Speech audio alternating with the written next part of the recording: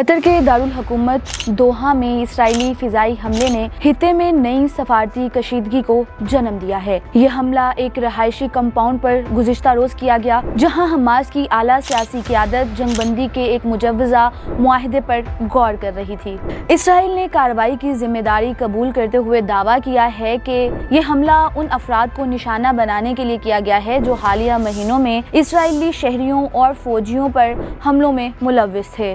حملے میں حماس کے سینئر رہنما خلیل الخیا محفوظ رہے، تاہم ان کے بیٹے حمام دفتر کے ڈائریکٹر، 3 ذاتی محافظ اور ایک قطری سیکیورٹی اہلکار ہلاک ہو گئے۔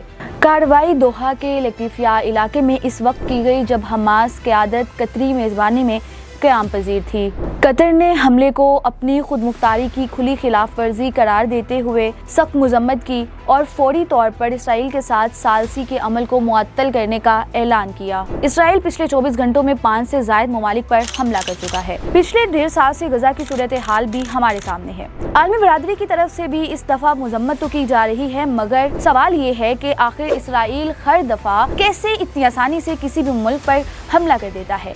اسرائیل کو امریکہ کی پشت پناہی تو حاصل ہے، مگر سوال یہ ہے کہ دنیا میں بڑی تعداد میں مسلم ممالک بھی ہیں جنہیں اس موقع پر نہ صرف کھلے الفاظ میں اسرائیل کی ان کارروائیوں کی مذمت کرنی چاہیے، بلکہ اسرائیل کو اس بات پر قائل کرنا چاہیے کہ مستقبل میں اسرائیل کو ایسے حملے کرنے سے روکا جا سکے۔ پاکستان کی جانب سے بھی اسرائیل کی جانب سے کیے گئے ان حملوں کی شدید مذمت کی گئی ہے۔